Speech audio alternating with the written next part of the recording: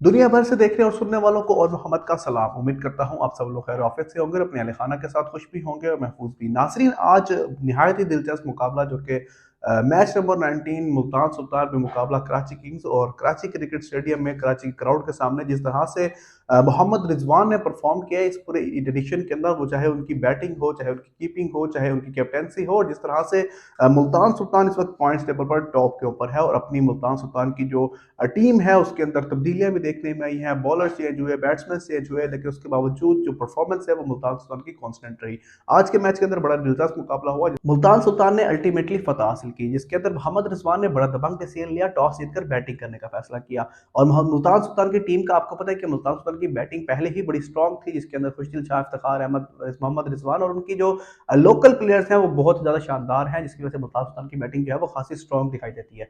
उसके बाद अगर हम बात करें तो एक और एडिशन हुआ मुल्तान सुल्तान की टीम के अंदर, क्रिस जॉर्डन ने मुल्तान सुल्तान को ज्वाइन किया, जो कि बाकायदा तौर पर शानदार किस्म की बैटिंग करते हैं, शानदार किस्म की हिटिंग भी कर सकते हैं। तो मुल्तान सुल्तान के पास पहले ही डेविड विली थे, खुशदिल शाह थे जो कि बॉलिंग भी कर सकते हैं। तो मुल्तान सुल्तान की टीम का कॉम्बिनेशन इस वक्त इतना स्ट्रॉन्ग होता जा रहा है, जिसकी वजह से ये जो चार ऑलराउंडर्स हैं जो कि मुल्तान सुल्तान को दिन ब दिन जो है वो मजीद स्ट्रॉन्ग करते जा रहे हैं, जिसके अंदर डेविड विली हैं, क्रिस जॉर्डन है, खुशदिल शाह है, इफ्तिखार अहमद है। ये चारों ऐसे बॉलर्स हैं जो कि प्रॉपर तरीके से बड़ी शानदार किस्म की बॉलिंग भी करते हैं और उनके साथ साथ बैटिंग भी करते हैं। तो मुल्तान सुल्तान ने टॉस जीतकर बैटिंग करने का फैसला किया। मोहम्मद रिजवान और रिजा हेंड्रिक्स ने ओपन किया और अनलकी रहे रिजा हेंड्रिक्स, जो कि जल्दी आउट हो गए। उसके बाद जो पार्टनरशिप लगी, जिस लेवल की बैटिंग की उस्मान खान ने, यकीनन दाद देना पड़ेगी। दुबई की ये प्लेयर है, मुल्तान के अंदर है, पाकिस्तान के अंदर है और पाकिस्तान के अंदर मुल्तान की क्रिकेट टीम के साथ इन्होंने 2 साल से खेला और पीएसएल के अंदर आज दूसरा शतक लगा दिया। 2 सेंचुरियां इस वक्त पीएसएल के अंदर करने में कामयाब हो गए और जो 3 सेंचुरियां हैं वो हैं कामरान अकमल की, जिन्होंने ये 3 सेंचुरियां तकरीबन 73-74 इनिंग्स के अंदर जो है वो स्कोर की हैं। लेकिन उस्मान खान ने सिर्फ 13 इनिंग्स के अंदर 2 सेंचुरियां कर दी हैं और आज 106 रन की नॉट आउट पारी खेली।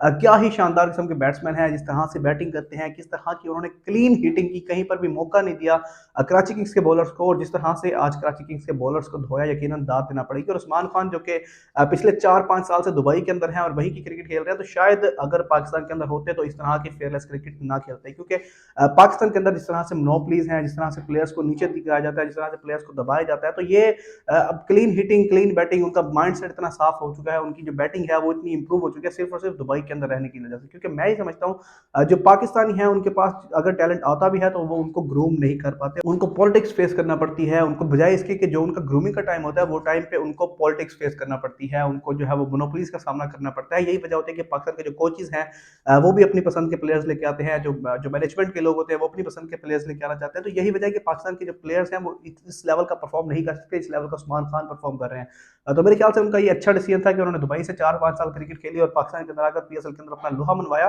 और अब पाकिस्तान की नजरें जो है वो उस्मान खान के ऊपर गड़ी हुई है कि शायद पाकिस्तान के अंदर उस्मान खान वापसी आ जाए और उस्मान खान पाकिस्तान की तरफ से डेब्यू कर लें। लेकिन देखना होगा क्या डिसीजन होगा। लेकिन उस्मान खान की बैटिंग को यकीनन दाद देना पड़ेगी। बड़ा शानदार मोहम्मद रिजवान ने उनका साथ दिया, जिस तरह से उन्होंने बैटिंग की, 148 रन की पार्टनरशिप लगी दूसरी विकेट की और उसके बाद मोहम्मद रिजवान जो है वो एक्स्ट्रा कवर मारने लगे, जो कि आउट हो गए। 58 रन की उन्होंने बारी खेली 42 बॉलों पर। बहुत ही शानदार किस्म का स्टार्ट मोहम्मद रिजवान ने और उस्मान खान ने दे दिया। उसके बाद इफ्तिखार अहमद है जो कि 1 रन बनाने के बाद आउट हो गए और उसके बाद खुशदिल शाह है जो कि एंड तक लेके गए। तो इस तरह से मुल्तान सुल्तान 3 विकेट्स के नुकसान पे 189 रन स्कोर करने में कामयाब हो गया। उसके बाद अगर हम बॉलिंग की बात करें कराची किंग्स की, तो कराची किंग्स बुरी तरह से फ्लॉप हुई। सिर्फ एक मुजरबानी ने अच्छी बॉलिंग की, उसके अलावा कोई भी ऐसा बॉलर नजर नहीं आया जिसने इंटेंट शो किया हो, जिसने जो है वो जान मारने की कोशिश की हो। मोहम्मद नवाज जो कि क्वालिटी के बॉलर हैं, जो कि प्रीमियम क्वालिटी के बॉलर हैं, जो कि इस वक्त प्लेटिनम कैटेगरी के प्लेयर हैं कराची किंग्स से, लेकिन उनकी अगर हम बॉलिंग की बात करें, उनकी बैटिंग की बात करें, तो बिल्कुल बुरी तरह से फ्लॉप होते दिखाई दे रहे हैं। मोहम्मद नवाज को आज 3 ओवर्स के अंदर 37 रन लगे, लगभग 12.5 की एवरेज से मोहम्मद नवाज ने रन दिए। तो ये अगर प्रीमियम बॉलर्स के साथ ये करेंगे तो जाहिर सी बात है मुल्तान सुल्तान की बैटिंग की दाद देना पड़ेगी। तो यकीनन मोहम्मद नवाज को खासी मार पड़ी कल के मैच के अंदर। मोहम्मद नवाज की जो परफॉर्मेंस है वो दिन ब दिन डाउन होती दिखाई दे रही है और कराची किंग्स ने ये एक्सपेक्ट किया था कि मोहम्मद नवाज कराची किंग्स को मैचेस जितवाएंगे, बैटिंग भी करेंगे, बॉलिंग भी करेंगे, लेकिन इसका बिल्कुल उलट होता दिखाई दे रहा है। और कराची किंग्स की अगर हम बॉलर्स की मजीद बात करें तो उनके अंदर वो करंट नहीं है जिस तरह से हम माजी के अंदर देखा करते थे कि अमाद वसीम भी होते थे, मोहम्मद आमिर भी होते थे। तो अमाद वसीम का ऑल्टरनेट ये समझ के लिया नवाज को कि शायद नवाज अमाद वसीम से बेहतर बॉलर है, लेकिन ऐसा कतई तौर पर नजर नहीं आया। लेकिन मोहम्मद आमिर के अल्टरनेट पे वो कोई ऐसा बॉलर लेने में कामयाब नहीं हुए जिससे ऐसा लगे कि कराची किंग्स की बॉलिंग जो है वो खासी स्ट्रॉन्ग है। तो यही वजह थी कि 189 रन जहां पर मुल्तान की टीम ये सोच रही थी, उस्मान खान ये सोच रहे थे कि 170 175 बनेंगे, वहां पर इन्होंने 190 रन जो है वो बोर्ड पर लगवा दिए। तो 190 रन का टारगेट इस विकेट के ऊपर खासा ज्यादा था। यही वजह थी कि 20 रन से इस वक्त जो है वो कराची मैच हार गई। और मजीद अगर हम बात करें कराची किंग्स की बैटिंग की, तो शान मसूद एक दफा फिर बुरी तरह से फ्लॉप हुए। 38 रन तो उन्होंने स्कोर जरूर किए, लेकिन जो उनसे एक्सपेक्ट किया जा रहा था कि एक कैप्टन इनिंग्स खेले, एक इनिंग्स के अंदर वो अपनी टीम को जितवा कर लेके जाए और एक इनिंग्स के अंदर अपनी टीम को सपोर्ट करे, एक सिंगल हैंडेडली मैच जितवाए, तो वो करंट जो है वो शान मसूद के अंदर दिखाई नहीं दे रहा। क्योंकि शान मसूद जो है वो टेस्ट के बहुत ही शानदार बैट्समैन है, लेकिन टी20 के अंदर उनको एज अ कैप्टन लॉन्च करना ये मेरे ख्याल से कराची किंग्स के लिए डिजास्टर साबित होगा। क्योंकि एक ऐसा प्लेयर जो कि हार्ड हिटिंग नहीं कर सकता, वो ऊपर आकर सिर्फ और सिर्फ रन कर सकता है, जो है वो स्कोर कार्ड को चला सकता है, लेकिन जिस तरह की हिटिंग, जिस तरह का माइंडसेट जो है वो बैट्समैन का चाहिए होता है ओपनिंग बैट्समैन के लिए, खासकर टी20 के लिए, खासकर लीग्स के अंदर, उस तरह का सॉरी टू से, लेकिन शान मसूद का उस तरह का माइंडसेट नहीं है, उस तरह का बैटिंग स्टाइल नहीं है, स्टांस नहीं है। तो कराची किंग्स ने ये भी एक बहुत बड़ा डिजास्टर किया अपनी टीम के साथ, अपनी मैनेजमेंट के साथ, कि शान मसूद को जो है वो कैप्टन बना दिया। और उसके बाद रिजल्ट्स जो है वो आप सब लोगों के सामने है कि बुरी तरह से शान मसूद भी फ्लॉप हुए और कराची किंग्स भी बुरी तरह से फ्लॉप होती दिखाई दे रही है। उसके बाद अगर हम बात करें जेम्स विंस की, तो वो भी 0 पे आउट हुए, 1-2 स्कोर बनाए। तो मतलब कोई कराची किंग्स के बैट्समैन के अंदर भी करंट नजर नहीं आ रहा, एक टीम लग ही नहीं रही।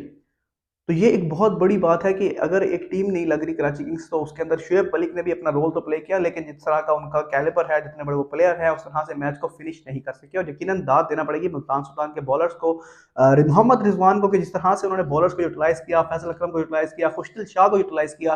मोहम्मद रिजवान जानते हैं कि किस बॉलर की कहाँ पर जरूरत पड़ती है। अब इफ्तिखार अहमद को उन्होंने ओवर नहीं दिया, अमूमन इस तरह से होता है कि इफ्तिखार अहमद ओवर करवाते हैं, लेकिन कल जो है वो खुशदिल शाह ने बड़े शानदार ओवर्स करवाए, फैसल अकरम ने एक ओवर करवाया, उसामा मीर ने 2 विकेट हासिल की, बड़ी शानदार बॉलिंग की।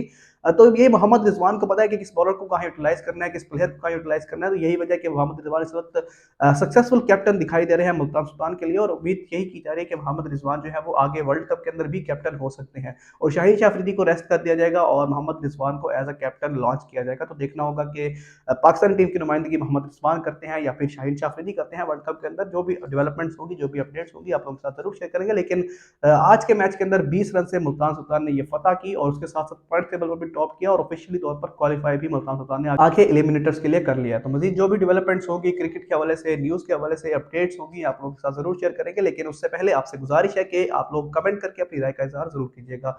वीडियो पसंद आई तो उसको लाइक करें और चैनल को सब्सक्राइब करके हमें शुक्रिया का मौका जरूर दें।